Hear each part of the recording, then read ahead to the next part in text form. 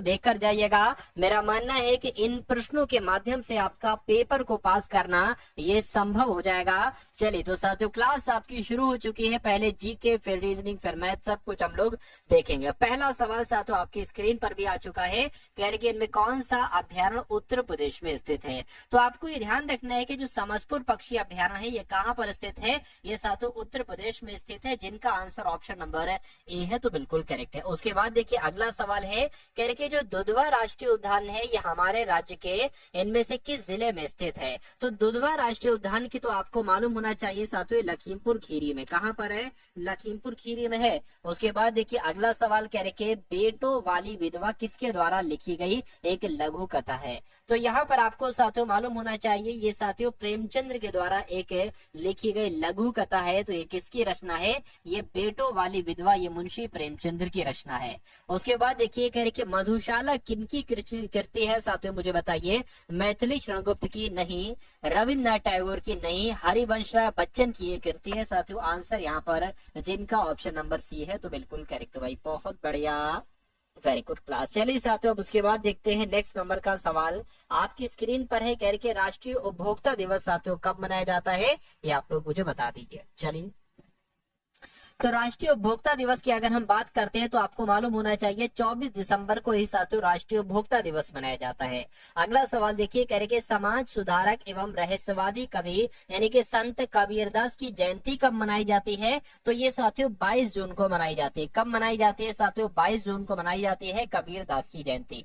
उसके बाद देखिए कह रहे कि कौन सी किरणें वायुमंडल में उपस्थित ओजोन परत के द्वारा अवशोषित होती हैं।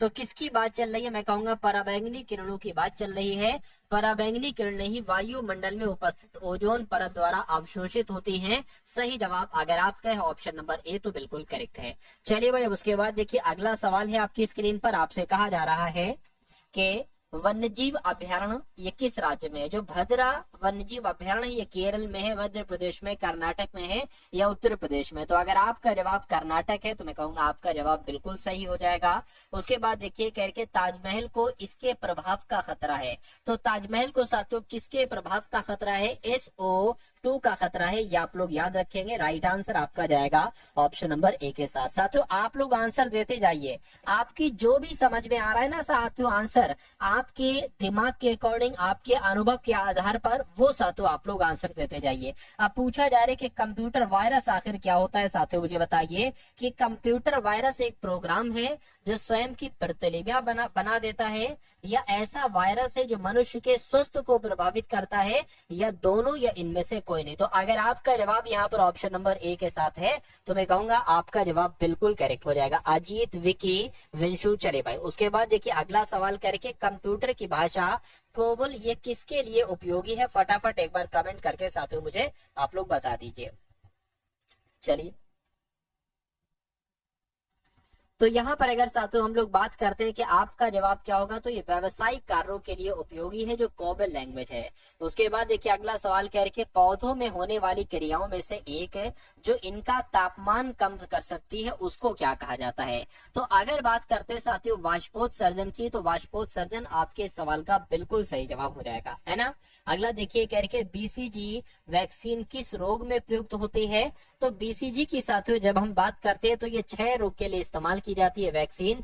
BCG वैक्सीन साथियों 6 रोग की रोकथाम के लिए लगाई जाती है। अगला सवाल आपकी स्क्रीन पर है, कह रहे कि इनमें से कौन से मधुमेह का लक्षण नहीं है। फटाफट आप लोग साथियों मुझे यहाँ पर एक बार कमेंट करके मुझे बता दीजिए। चलिए क्या आपका सही जवाब हो सकता है, फटाफट साथियों आंसर भी आप लोग देते जाइए। क्या देखिए प्यास लगती है, मधुमेह जब किसी को हो जाती है तो क्या बहुत ज्यादा प्यास लगती है। मैं कहूंगा हाँ। सांस की कमी मतलब उसको सांस लेने में दिक्कत लगती है साथियों, या थकान उसको बहुत महसूस होती है, तो मैं कहूंगा थकान भी महसूस होगी और उसका वजन भी घटने लगता है। तो यहाँ पर मधुमेह का कौन सा लक्षण नहीं है। मैं कहूंगा साथियों सांस में उसको दिक्कत वगैरह नहीं लगती, यानी कि सांस की कमी नहीं लगती है। तो कुल मिला के जिनका भी आंसर ऑप्शन नंबर बी के साथ है, मैं कहूंगा आंसर आपका बिल्कुल करेक्ट है।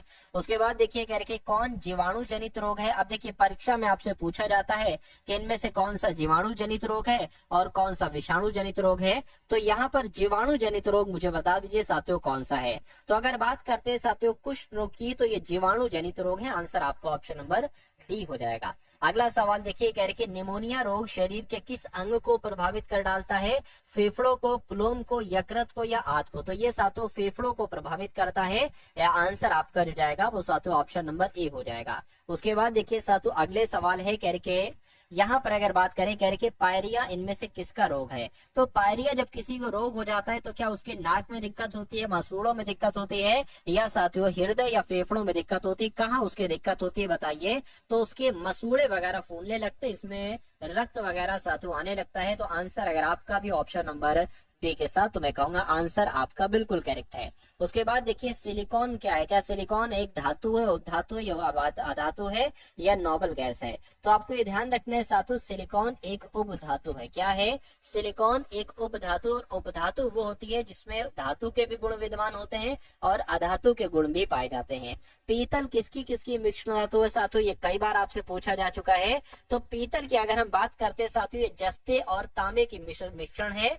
राइट आंसर आपका जो जाएगा वो ऑप्शन नंबर डी हो जाएगा। उसके बाद देखिए कह रहे कि स्टेनलेस स्टील किन अवयवों का मिश्रण? तो अगर आपके एग्जाम में ये सवाल पूछा जाए तो मैं कहूंगा बता देना लोहा, निकिल और क्रोमियम, ऑप्शन नंबर ए हो जाएगा। उसके बाद देखिए कह रहे कि कौन सी गैस ग्लोबल वार्मिंग के लिए जिम्मेदार है? तो सवाल सैकड़ों बार पूछा गया है, लेकिन आंसर इसका क्या होगा? तो ग्रीन हाउस गैस इस सवाल का आपका बिल्कुल करेक्ट आंसर हो जाएगा। उसके बाद देखिए अगला सवाल आपकी स्क्रीन पर है। आपसे कहा जा रहा है कि निम्नलिखित में से किस गैस का प्रयोग फलों को असमय पकाने के लिए किया जाता है? यानी कि अगर कुछ फल हमें जल्दी पकाना होते हैं, कि भाई जल्दी तैयार हो जाए, जल्दी इनको मार्केट में भेज दिया जाए बेचने के लिए, तो कौन सी साथियों गैस का इस्तेमाल किया जाता है? आपसे पूछा जा रहा है। मैं कहूंगा एथिलीन गैस का इस्तेमाल किया जाता है, जिनका आंसर ऑप्शन नंबर बी के साथ है। मैं कहूंगा आंसर आपका बिल्कुल करेक्ट हो जाएगा। भाई बहुत बढ़िया, वेरी गुड क्लास। चलिए साथियों अब उसके बाद देखते हैं नेक्स्ट नंबर का सवाल आपकी स्क्रीन पर है। इस सवाल को देखिए साथियों, आखिर ये सवाल क्या कहता है, फटाफट एक बार आप लोग मुझे बता दीजिए। देखिए इस सवाल की अगर बात करें करके निकट दृष्टि दोष वाले कौन सा लेंस इस्तेमाल करते हैं, ये आप लोग यहाँ पर बता दीजिए। देखिए अगर हम अवतल लेंस की बात करते हैं तो ये निकट दृष्टि दोष वाले इस्तेमाल करते हैं, लेकिन जिनको दूर दृष्टि होती है ना साथियों, जिनको दूर दृष्टि रोग होता है वो उत्तल लेंस का इस्तेमाल करते हैं। ये दोनों बातें आप लोग याद रखेंगे। उसके बाद देखिए कह रहे लाल गुलाब को जब एक नीले फिल्टर से देखा जाता है तो ये कैसा दिखाई देता है? ये साथियों लाल नहीं, नीला नहीं, हरा नहीं साथियों, ये काला दिखाई देता है। ये आप लोग याद रखेंगे। ये क्वेश्चन सैकड़ों बार रिपीट हो चुका है, इस बार भी आएगा साथियों। कह रहे 2011 की जनगणना के रिपोर्ट के अनुसार प्रति वर्ग किलोमीटर भारत का जनसंख्या घनत्व कितना है? तो यहाँ पर अगर बात करते हैं साथियों 382, आप लोग ध्यान रखेंगे 382 प्रति वर्ग किलोमीटर ये भारत का जनसंख्या घनत्व है 2011 की जनगणना के अनुसार। अगला देखिए कह रहे भारत में वित्तीय वर्ष की अवधि क्या होती है साथियों? कमेंट में आंसर आप लोग दे दीजिए। आंसर इस सवाल का क्या होगा? मेरी नजर साथियों आपके कमेंट की तरफ है ना?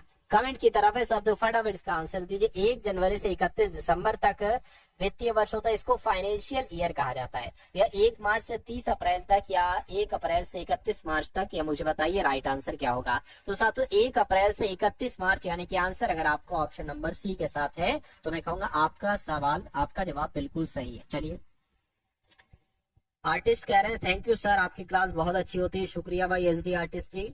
उसके बाद देखिए कह रहे कि वस्तु एवं सेवा कर यानी कि GST, goods and service tax को कितने घटकों में विभाजित किया गया है, ये आपको बताना है। तो 1 घटक में नहीं, 2 घटक में नहीं साथियों, 3 घटक में विभाजित किया गया है। आंसर आपका ऑप्शन नंबर सी हो जाएगा। उसके बाद देखिए कह रहे कि आयात पर कर एक उदाहरण है। तो आयात पर साथियों कर जो लगाया जाता है किसका एक उदाहरण है? व्यापार की शर्तों का उदाहरण है? नहीं। ऋणाधार पर साथियों, या साथियों व्यापार अवरोधों पर, मुझे बताइए। तो व्यापार अवरोधों साथियों ये आपका यहाँ पर सही जवाब हो जाएगा, ऑप्शन नंबर सी। उसके बाद देखिए अगले नंबर का सवाल आपकी स्क्रीन पर है। कह रहे कि वाणिज्यिक बैंकों के दूसरे राष्ट्रीयकरण में बैंकों का राष्ट्रीयकरण हुआ है। वाणिज्यिक बैंकों के दूसरे राष्ट्रीयकरण में कितनी बैंकों का राष्ट्रीयकरण हुआ है? तो मैं कहूंगा 6 बैंकों का राष्ट्रीयकरण हुआ है। कितनी? 6 बैंकों का राष्ट्रीयकरण हुआ है। अगला सवाल है कह रहे कि रिजर्व बैंक ऑफ इंडिया की स्थापना कब की गई थी? तो रिजर्व बैंक ऑफ इंडिया की स्थापना 1941 में नहीं, 1940 में नहीं, 1937 में नहीं, 1935 में रिजर्व बैंक ऑफ इंडिया की स्थापना की गई थी, जिनका आंसर ऑप्शन नंबर डी के साथ है। तो बिल्कुल सही। कह रहे कि 1 रुपए के नोट पर किसके हस्ताक्षर होते हैं? तो किसके हस्ताक्षर होते हैं साथियों? 1 रुपए के नोट पर वित्त सचिव के हस्ताक्षर होते हैं साथियों 1 रुपए के नोट पर, जिनका आंसर ऑप्शन नंबर पी के साथ है, मैं कहूंगा आंसर आपका बिल्कुल सही है। उसके बाद देखिए कह रहे कि आयात निर्यात, ये बैंक लिखा होना चाहिए एग्जिम बैंक, क्या आयात निर्यात बैंक कह लो या एग्जिम बैंक कह लो, इसकी स्थापना कब साथियों हुई थी ये आपको बताना है। 1981 में तो नहीं साथियों, 1982 में इसकी स्थापना हुई थी जी, 1982 में ही इसकी स्थापना हुई थी। उसके बाद देखिए ये तो रिपीट हो गया। उसके बाद देखिए अगला सवाल है, आपसे कहा जा रहा है कि भारत में सार्वजनिक क्षेत्र के बैंकों में सबसे बड़ा बैंक कौन सा, ये सवाल आपके एग्जाम में साथियों पूछा जाएगा, इसलिए बहुत अच्छे तरीके से आप लोग फटाफट मुझे बता दीजिए आंसर आपका क्या हो सकता है, बताइए। चलिए तो मैं कह सकता हूं साथियों स्टेट बैंक ऑफ इंडिया आपका जवाब हो जाएगा, यानी कि भारत में सार्वजनिक क्षेत्र के बैंकों में जो सबसे बड़ा बैंक है उसका नाम है स्टेट बैंक ऑफ इंडिया।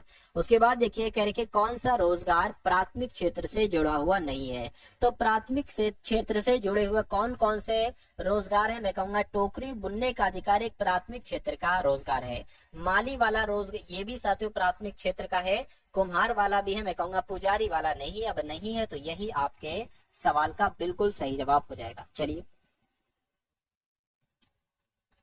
अब उसके बाद देखिए साथियों अगले नंबर का सवाल है, कह रहे कि घास जैसे सभी प्रकार के पौधे जिनमें माड़ीदार खाद्य बीज होता है उनको क्या कहा जाता है, तो उनको साथियों अनाज कहा जाएगा। क्या कहा जाएगा, उनको अनाज कहा जाएगा, ये भी सवाल आपके एग्जाम में आ सकता है।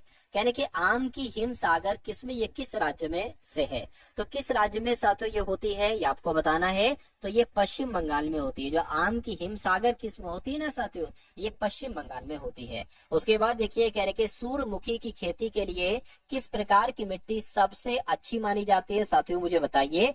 तो रेगुर मिट्टी, मटियार मिट्टी, शुष्क हल्की मिट्टी या जलोढ़ मिट्टी, तो आप लोग ये ध्यान रखेंगे रेगुर मिट्टी आपके सवाल का सही जवाब हो जाएगा। यानी कि सूर्यमुखी के लिए कि इसकी खेती के लिए रेगुर मिट्टी इस्तेमाल की जाती है, ये आप लोग याद रखेंगे। तो आप सभी को पता है साथियों आपके 40 सवाल पूछे जाते हैं, क्या आपके 40 सवाल तो साथियों पूछे जाते हैं जीके के, और उसके बाद साथियों आपके सवाल जो आएंगे वो साथियों 30 सवाल आपको देखने को मिलेंगे रीजनिंग के। कितने, 30 सवाल आपको देखने को मिलेंगे साथियों रीजनिंग के। तो अब साथियों हमने यहाँ पर रीजनिंग के क्वेश्चंस की शुरुआत कर दी है। यकीन मानिए साथियों आज के इस वीडियो में रीजनिंग के वो सवाल आप लोग देखेंगे जो आपके एग्जाम से बिल्कुल मैच करेंगे। मैं कहूंगा बहुत मेहनत के साथ साथियों इन सवालों को तैयार किया गया है। अगर आप इन सभी सवालों को सॉल्व करेंगे तो मेरा मानना है कि आपको बहुत अच्छा महसूस होगा और आपको ऐसा लगेगा कि हाँ भाई पढ़ाई आज करी है कुछ इंपॉर्टेंट क्वेश्चंस की। तो लग जाइए साथियों इन सवालों का जवाब देने में। पहला सवाल रीजनिंग का कह रहे कि अगर भारत का संबंध बाघ से हम करते हैं तो अमेरिका का संबंध किससे करेंगे। देखिए भारत का एक तरीके से यहाँ पर अगर हम लोग बात करते हैं, भारत का राष्ट्रीय पशु होता है साथियों बाघ, तो अमेरिका का राष्ट्रीय पशु क्या होता है साथियों, यूनिकॉर्न नहीं साथियों, बाल्ड ईगल जो है ये अमेरिका का राष्ट्रीय पशु होता है, ये आप लोग याद रखेंगे। उसके बाद देखिए अगला सवाल आपकी स्क्रीन पर है, बहुत शानदार सवाल आपकी स्क्रीन पर है, बताइए साथियों आपसे यहाँ पर कहा क्या जा रहा है, कह रहे कि जैसे आप 7 को 345 लिख सकते हैं। अभी मुझे नहीं पता है कैसे 7 को 345 लिखा, कैसे आपने 8 से 514 लिख दिया, मुझे नहीं पता है। तो आपको उसी लॉजिक के अनुसार 2 से एक नंबर बनाना है, वो नंबर साथियों कौन सा होगा, ये इतनी सी बात मुझे आप लोग बता दीजिए। देखिए आप मुझसे पहले सॉल्व करने की कोशिश करिए, क्या मुझसे पहले साथियों सॉल्व करने की आप लोग यहाँ पर कोशिश करिए, मुझे बहुत ही ज्यादा अच्छा लगेगा। चलिए भाई चलिए, तो अब साथियों यहाँ पर आ जाते हैं हम लोग। देखिए जैसे कि 7 से 345 अगर देखिए ये होता 343 तो मैं कह सकता था कि भैया 7 का क्यूब होता है 343, कोई दिक्कत नहीं, 2 ही तो हमें प्लस करना है, 2 हम प्लस कर देंगे। अच्छा यहाँ पर अगर 8 की बात करें, 8 का क्यूब कितना होता है साथियों 512 होता है, तो इसमें तो सिर्फ 2 ही तो प्लस करना है, 2 प्लस करोगे 514 हो जाएगा। तो 2 का क्यूब कितना होता है साथियों 8 होता है, क्या यहाँ पर भी 2 प्लस करेंगे, 2 प्लस करेंगे तो 10 आ जाएगा। क्या 10 कहीं ऑप्शन में आपको दिख रहा है, भाई मुझे तो दिख रहा है ऑप्शन नंबर बी में है, तो ऑप्शन नंबर बी साथियों जिनका भी आंसर है मैं कहूंगा आंसर आपका बिल्कुल करेक्ट हो जाएगा। भाई बहुत बढ़िया, वेरी गुड क्लास। चलिए साथियों अब उसके बाद देखते हैं नेक्स्ट नंबर के सवाल आपकी स्क्रीन पर है। देखिए साथियों इन सवालों को और आप लोग मुझे बता दीजिए आपका राइट आंसर क्या होगा। अब यहाँ पर अगले नंबर के सवाल की अगर बात करें तो एक साथियों नंबर सीरीज का सवाल आ चुका है आपके सामने। कौन सा सवाल साथियों, नंबर सीरीज का सवाल आपके सामने आ चुका है। चलिए भाई, तो कहा यहाँ पर ये जा रहा है कि भैया 99 है, उसके बाद 101 आ गया है, उसके बाद 104 आ गया है, उसके बाद 109 आ गया है और फिर 116 आ गया है। उसके बाद नहीं पता है कि अगला नंबर यहाँ पर साथियों क्या आ सकता है। तो आप मुझे बताइए अगला नंबर यहाँ पर क्या आ सकता है। देखिए इतना तो आप बता दोगे कि इसमें 2 की बढ़ोतरी हुई है, इसमें 3 की बढ़ोतरी हुई है, इसमें 5 की बढ़ोतरी हुई है और 104 से 116 जो हुआ है वो 7 की बढ़ोतरी हुई है। तो बच्चा बता देगा किसकी बढ़ोतरी होगी, 2 है ना। तो यहाँ पर साथियों अभाज्य संख्याओं की सीरीज चल रही है। क्या? अभाज्य संख्याओं की 2, 3, 5, 7 और अगली अभाज्य संख्या 11 होती है। यानी कि 116 में साथियों आप 11 जोड़ोगे तो 6 और 1 7, 2 और 1 127 आ जाएगा। और 127 कहाँ पर लिखा हुआ है साथियों? ऑप्शन नंबर डी में लिखा हुआ है। तो जिनका भी आंसर ऑप्शन नंबर डी के साथ है, मैं कहूंगा आंसर आपका बिल्कुल करेक्ट हो जाएगा भाई। बहुत बढ़िया, वेरी गुड क्लास। चलिए साथियों अब उसके बाद देखिए अगले नंबर का सवाल है। आपसे कहा जा रहा है कि ए खाली जगह है। अच्छा यहाँ पर मैं आपको बना देता हूँ, ये थोड़ा सा गलत लिखा हुआ है। ए के बाद साथियों 2 बार खाली जगह मैंने देखी थी, तो ए 2 बार खाली जगह है, फिर बी है, उसके बी है, उसके बाद 1 बार खाली जगह है, फिर सी है, ई है, उसके बाद बी है, 2 बार खाली जगह है, उसके बाद सी है, ई है और फिर साथियों बी है और उसके बाद फिर 1 बार खाली जगह है। तो आपको कुल मिला के इतनी सी बात बताना है कि इन खाली जगह में साथियों क्या क्या आ जाएगा। साथियों देखिए अभी बहुत सारे लोग ऐसे जिन्होंने इस वीडियो को लाइक नहीं किया है, मैं आपसे इतनी रिक्वेस्ट करूंगा कि वीडियो को अगर आप लाइक कर दोगे तो मुझे अच्छा लगेगा। आपको नहीं पता लेकिन मुझे अच्छा लगेगा भाई साहब, तो वीडियो को लाइक कर दो। अगर आपको वीडियो पसंद आ रही है तो नहीं पसंद आ रही है तो लाइक नहीं करेंगे, है ना, कोई दिक्कत नहीं है। तो साथियों इस सवाल को मैं करने की आपको एक टेक्निक बताता हूँ हर बार। इनको काउंट कर लो, 1 2 3 4 5 6 7 8 9 10 11 12 13 14 15, यानी कि 15 है। तो मैं कहूंगा या तो 3-3 का पेयर बन सकता है या 5-5 का पेयर बन सकता है। 5-5 का ज्यादा लग रहा है। देखिए 1 2 3 4 5 ये अलग हो गया, 1 2 3 4 5 ये अलग हो गया, 1 2 3 4 5 ये अलग हो गया। आप यहाँ पर साथियों देखोगे कि अंत में देखिए यहाँ पर बी आ रहा है, बी यहाँ पर भी है, बी यहाँ पर भी है, बी यहाँ पर भी है और अच्छा उससे पहले सी ई बी है और यहाँ पर भी सी ई बी है। तो मैं कहूंगा यहाँ पर भी तो सी ई बी ही होगा, यानी कि सी ई और बी हो गया। अब हमें ये तो पूरा मिल गया ए सी ई बी डी, तो यहाँ पर ए सी ई बी और डी आ जाएगा, यहाँ पर ए सी ई बी डी आ जाएगा। तो अब आप लोग बता दीजिए कि आपने क्या क्या लिखा है अपने पेन से। आपने साथियों सी लिखा है, आपने ई लिखा है, आपने ए लिखा है, आपने डी लिखा है, आपने ए लिखा है, आपने डी लिखा है। अब आपको बताने की ये कौन सा ऑप्शन में लिखा हुआ है, सी ई ए डी ए डी कहाँ पर लिखा हुआ है? ऑप्शन नंबर बी में लिखा हुआ है ना। चलिए तो जिनका भी आंसर ऑप्शन नंबर बी के साथ है, मैं कहूंगा आंसर आपका बिल्कुल करेक्ट हो जाएगा भाई। बहुत बढ़िया, वेरी गुड क्लास। चलिए साथियों उसके बाद देखिए अगला सवाल आपकी स्क्रीन पर है। आपसे यहाँ पर कहा जा रहा है कि कुछ यहाँ पर लिखा हुआ है पेनिनसुला। पेनिनसुला को यहाँ पर साथियों 111 लिखा जा सकता है। तो आपको बताना है साथियों क्या लिखा है, DICHOTOMY, यानी कि डिचोटॉमी को साथियों क्या लिखा जा सकता है। मुझे ऐसा लग रहा है कि साथियों इन लेटर्स को आपको प्लस करना है। जैसे कि P 16 पर आता है, E 5 पर आता है, N 14 पर आता है, I 9 पर आता है और N 14 पर आता है साथियों, है ना, और S 19 पर आता है और U 21 पर आता है, L साथियों 12 पर आता है और A 1 पर आता है। अब इनको आप एक बार प्लस करके मुझे बताइए। देखिए 16 और 5 21 हो जाएगा, है ना, 21 और ये 14 है, 21 और 4 कितना हो जाएगा, 25 और 10 35 हो जाएगा, 35 44 हो जाएगा। तो 44 ये आ गया और 14 साथियों ये आ गया और 19 और 21 19 ये आ गया और 21 ये आ गया और 12 और 1 13 हो जाएगा। इसको प्लस कर लीजिए, 4 4 8 हो गया, 17 हो जाएगा, 18 18 19 20 21 आ गया। ये आपका कितना हो गया, 6 7 8 9 10 11, यानी कि बिल्कुल साथियों वही आ गया, 111 आ गया। देखिए ये वाला। तो यानी कि अब आपको इसको प्लस करना है। डी आता है 4 पर, आई आता है 9 पर, सी आता है 3 पर, एच आता है 8 पर, ओ आता है 15 पर, टी आता है 20 पर, ओ आता है 15 पर, एम आता है 13 पर और वाई आता है आपका 25 पर, है ना। इसको प्लस कर लीजिए, आंसर आपका आपके सामने आ जाएगा। मुझसे पहले साथियों आंसर आप लोग देखने की कोशिश कीजिए। यूपी पुलिस का नोटिस कब आएगा, यूपी पुलिस का नोटिस जल्दी आ जाएगा, बस 1.5-2 महीने आप और वेट कर लीजिए। तब तक आप अपनी तैयारी तगड़ी कर लीजिए। आप रीजनिंग पर और मैथ पर अपनी पकड़ बना लीजिए। जिस दिन आपकी तैयारी हो गई, नोटिफिकेशन भी उसी दिन आ जाएगा। बस तैयारी आप अपनी थोड़ी सी अच्छी कर लीजिए। देखिए तो साथियों इसको जोड़ो जरा, 4 और 9 कितना हो जाएगा, 13 हो जाएगा। 13 और 3 आपका 16 हो जाएगा। 16 और 24 हो जाएगा। 24 और 15 हो गया। और 20 और 15 बोले तो 35 हो जाएगा, है ना। 35 और ये कितना हो जाएगा साथियों, 35, 13 और 25, इसको जोड़ लीजिए। 9 हो गया, 10 हो गया, 14 हो गया, 14, 15, 16, 17 हो गया, 17 और ये 22 हो जाएगा। 4, 5, 6, 7, 8, 9, 10, 11, बिल्कुल साथियों 112 आ गया है। तो 112 कहाँ पर लिखा हुआ है, 112 आपका ऑप्शन नंबर डी में लिखा हुआ है। तो जिनका आंसर ऑप्शन नंबर डी के साथ है, मैं कहूंगा आंसर आपका बिल्कुल करेक्ट हो जाता है भाई। बहुत बढ़िया, वेरी गुड क्लास। तो कैसा लग रहा है साथियों, एक बार आप लोग बता दीजिए कि आपको ये सवाल समझ में आ रहे हैं। अगर आपके ये सवाल समझ में आ रहे हैं साथियों तो बहुत अच्छी बात है। यकीन मानिए आप सिलेक्शन के नजदीक होते जा रहे हैं साथियों। जैसे जैसे आपका इंटरेस्ट बढ़ रहा है ना, आप सिलेक्शन के नजदीक होते जा रहे हैं। तो इन सवालों को साथियों देखिए। और अगले नंबर का सवाल है, मेरा फेवरेट सवाल है, मैं आपको बता चुका हूँ साथियों, फेवरेट सवाल ये मेरा है। तो मेरे फेवरेट सवाल का आंसर आप लोग बताइए। देख लेते हैं यहाँ पर कौन कौन है।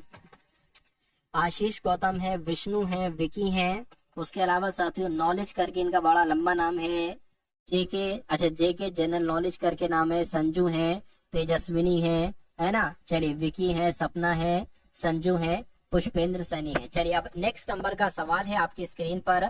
आपसे कहा क्या जा रहा है, कह रहे कि एक किसी भाषा में 8, 3, 4 को लिखा जाता है एयर एंड कूल। चलिए उसके बाद कहा जा रहा है कि 4, 5, 6 को लिखा जाता है एयर इज फ्रेश, और 8, 5, 2 को लिखा जाता है कूल इज वेट। तो इसमें से आपको बताना है कि फ्रेश का कोड क्या होगा, ये आप लोग मुझे बता दीजिए। देखिए यहां पर अगर हम लोग फ्रेश कहां पर लिखा हुआ है, देखिए फ्रेश तो एक यहाँ पर लिखा हुआ है, यानी कि फ्रेश का कोड जो होगा वो 8, 5, 2 में से एक होगा, है ना। उसके अलावा और कहीं तो फ्रेश लिखा नहीं है। तो हमें फ्रेश का कोड बताने से पहले हमें इज का कोड मालूम होना चाहिए, और साथियों हमें आर का कोड मालूम होना चाहिए, है ना। तो इज का कोड देखिए, देखिए आर तो सॉरी आर नहीं बल्कि एयर, एयर लिखा हुआ है, एयर क्या, एयर। अच्छा एयर एक यहाँ पर है, एक यहाँ पर है, यानी कि इसमें और इसमें एक नंबर सेम होगा, वो एयर का कोड हो जाएगा। 4 नहीं 5, 5 जो होगा वो एयर का कोड हो जाएगा। यानी कि अब ये 5 आंसर नहीं हो सकता क्योंकि ये तो एयर का कोड है। अब इज का कोड देख लीजिए, इज आपका यहाँ पर है, यानी कि साथियों इसमें से एक सेकेंड, इसका कोड किधर गया, एक सेकेंड, अच्छा अच्छा अच्छा अच्छा, मैंने गलत कर दिया, मैंने इसको ये मान लिया, गलत मैं बोल रहा हूँ। अच्छा एक सेकेंड, चलो दोबारा कर लेते हैं, कोई दिक्कत नहीं, दोबारा कर लेते हैं, है ना। थोड़ा सा गलती हो जाती फिर थोड़ा टाइम वेस्ट हो जाता है। 8, 3, 4 को लिखा जा सकता है एयर एंड कूल। 4, 5, 6 को लिखा जा सकता है एयर इज फ्रेश। 8, 5, 2 को लिखा जा सकता है, तो फिर अब यहाँ पर अच्छा 8, 5, 2 को लिखा जा सकता है कूल इज वेट। तो फ्रेश का कोड आपको बताना है। फ्रेश का कोड साथियों किस में से होगा, या तो 4, या तो 5, या तो 6 हो सकता है। लेकिन उससे पहले हमें साथियों इज का कोड निकालना होगा और साथियों एयर का कोड निकालना होगा, है ना। तो साथियों यहाँ पर एयर एक तो यहाँ पर है और एक यहाँ पर है, यानी कि एयर का कोड इसमें से होगा सेम। तो यहाँ पर 4 नहीं 4, हाँ 4 बिल्कुल है, 4 यहाँ पर भी है, 4 यहाँ पर भी है, यानी कि एयर का कोड जो होगा वो 4 हो जाएगा। अब उसके बाद साथियों इज का कोड निकालिए, एक तो इज यहाँ पर है और एक इज यहाँ पर है, तो इसमें से है ना, और इसमें से क्या सेम है, 8 नहीं 2 नहीं 5 सेम है मेरा भाई, ठीक है 5 सेम है। तो इज का कोड साथियों 5 हो जाएगा। अब बचा फ्रेश, यानी कि अगर बात करें अब 4 आंसर नहीं होगा, क्यों, क्योंकि ये एयर का कोड है 4, 5 भी आंसर नहीं हो सकता, क्यों, क्योंकि ये इज का कोड है। बचा क्या 6, तो 6 साथियों आपका फ्रेश का कोड हो जाएगा, और यही आपके सवाल का बिल्कुल करेक्ट आंसर हो जाएगा भाई। बहुत बढ़िया, वेरी गुड क्लास। चलिए साथियों उसके बाद देखिए, समझ में आया ना सवाल, एक बार सभी थम लगाकर मुझे बताइए सवाल सबकी समझ में आ गया, हाँ भाई और सभी का आंसर भी यहाँ पर आ रहा है ना, सभी का आंसर यहाँ पर आ रहा है भाई, बहुत बढ़िया, वेरी गुड क्लास। ये क्या फिर से वैसी सवाल? अच्छा ये तो रिपीट सवाल हो गया, कोई दिक्कत नहीं। नेक्स्ट नंबर का सवाल है, नया कॉन्सेप्ट है। इस सवाल को देखिए, समझिए और मुझे बताइए आपका जवाब साथियों यहाँ पर क्या हो सकता है, फटाफट आप लोग बताइए। चलिए देखिए भाई, यहाँ पर अगर बात करें, यहाँ पर कहा जा रहा है कि यदि प्लस का सूचक ए है, प्लस का सूचक ए है, ठीक है, कोई दिक्कत नहीं है। चलिए प्लस के सूचक की अगर बात करें, बहुत ध्यान से साथियों इन सवालों को देखना है, मेरे ख्याल से ऑप्शन की मदद से साथियों ये सवाल हमें करना पड़ेगा। चलिए तो प्लस का सूचक ए है और यहाँ पर क्या है, ये तो गड़बड़ हो गई है ना, यहाँ पर तो साथियों आ ही नहीं रहा है, मिसिंग है, तो फिर हमें इसको क्या स्किप करना पड़ेगा, है ना। तो स्किप कर दीजिए, कोई दिक्कत नहीं है। उसके बाद देखिए अगला सवाल कह रहे हैं कि एक आपको सीरीज दी गई है, यानी कि 2, 5, 6, 7, 3, 9, 11, तो यहाँ पर आपको बताने कि क्या नंबर आएगा, फटाफट एक बार मुझे कमेंट करके बता दीजिए। देखिए 2 से 5 तो 3 बड़ा है, अब पे 6 हो गया, 1 घटा दिया गया, फिर 1 बढ़ा दिया गया, फिर 4 घटा दिया गया। ये काम आप ये करिए, आप एक काम साथियों ये करिए, देखिए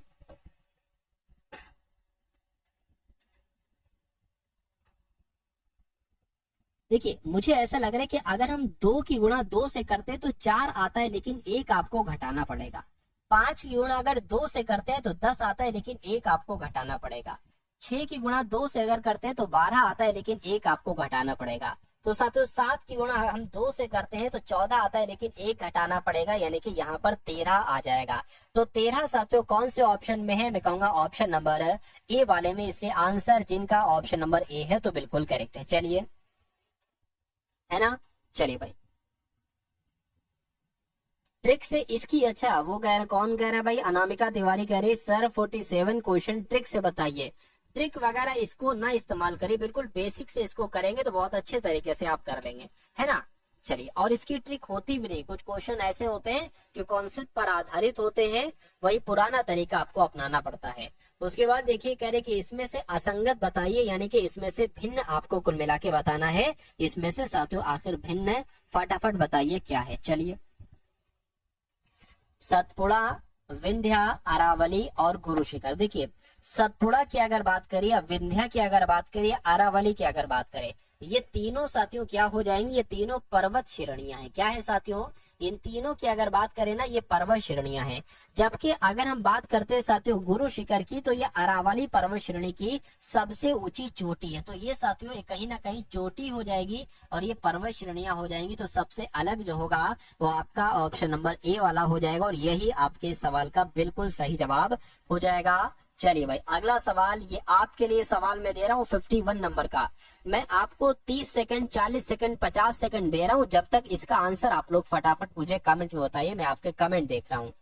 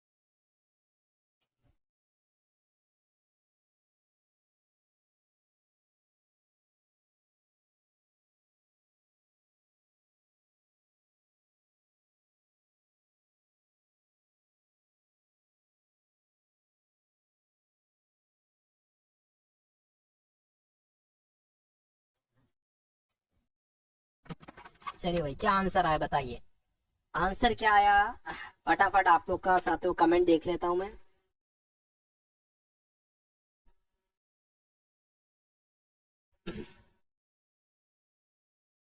तो कुछ लोग यहाँ पर अनामिका तिवारी पिताजी कह रहे हैं, विजय ए बता रहे हैं, ऑल इंडिया ए बता रहे हैं, नीतीश प्राइस कितना है सर पीडीएफ का।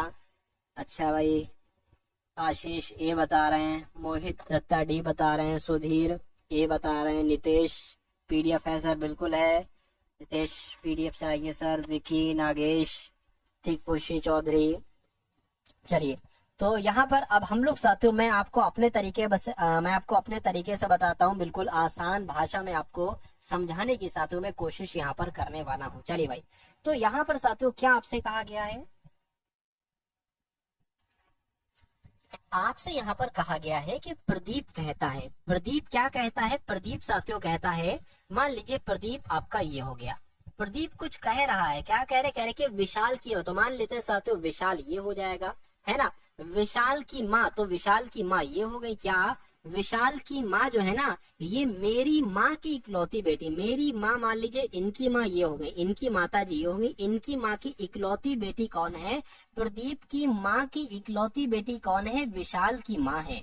तो मैं कहूंगा इनकी माँ, मतलब इनकी माँ और इनकी माँ तो सेम होगी, तो ये आपस में बहन भाई तो होंगे, ये भाई हो गया, ये बहन हो गई, है ना, और ये इनका बेटा हो गया, इनका बेटा, है ना। तो कह रहे कि प्रदीप का विशाल से क्या संबंध, यानी कि विशाल क्या कहेगा प्रदीप को, तो विशाल की माँ का भाई है तो मामा ही तो कहेगा। मामा कहाँ पर लिखा हुआ है साथों, ऑप्शन नंबर डी में लिखा हुआ है। तो मैं कहूंगा जिनका भी आंसर डी था, मैं कहूंगा आंसर डी। बहुत सारे लोग आ रहे हैं, खुशी का, दिव्या, सपना, ज्योति, है ना, कृष्ण, निशु, मोहित, दिलीप, स्वाति, सभी का आंसर यहाँ पर डी है। चलिए नेक्स्ट नंबर का सवाल अब आप लोग देख लीजिए, और इस सवाल का सही जवाब आप लोग एक बार मुझे बताने की कोशिश कीजिए, मुझे बहुत अच्छा लगेगा अगर आपकी तरफ से साथियों सवाल का जवाब आएगा। देखिए बहुत शानदार सवाल है, कह रहे कि अंकिता ने शीला का अपने बेटे के दादा की एकमात्र बहन के रूप में परिचय करवाया है, तो शीला अंकित से कैसे संबंधित है, ये आप लोग फटाफट एक बार कमेंट करके बता दीजिए। देखिए भाई यहाँ पर अगर हम लोग बात करें आसान भाषा में साथों अगर समझने की कोशिश करें, तो अंकित ने शीला का, यानी कि अंकित कुछ कह रहा है, अंकित क्या कह रहा है, अंकित कुछ कह रहा है, क्या कह रहा है, अंकित कह रहा है शीला, मतलब अंकित शीला के बारे में कह रहा है कि शीला का अपने बेटे, मतलब शीला का परिचय करा रहा है अंकित, शीला का अपने बेटे के, अच्छा शीला के बारे में कह रहा है, शीला का अपने बेटे के दादा, देखिए अंकित का बेटा, अंकित का बेटे का दादा क्या होगा, अंकित का बेटे के दादा भैया इसके अंकित के पिता ही तो हो जाएंगे।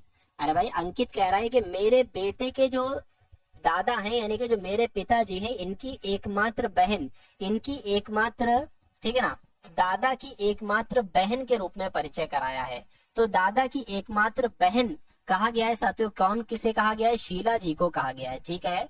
तो उसके बाद कह रहे हैं कि शीला अंकित से कैसे संबंधित, अंकित क्या कहेगा मुझे बताइए। चलिए तो अंकित कहीं ना कहीं अपने पिताजी की बहन तो कहेगा, पिताजी की बहन को क्या कहा जाता है साथियों, बुआ कहा जाता है, तो अंकित क्या कहेगा, बुआ कहेगा। आंसर आपका ऑप्शन नंबर बी हो जाएगा। समझ में आई ये सवाल आपकी साथियों।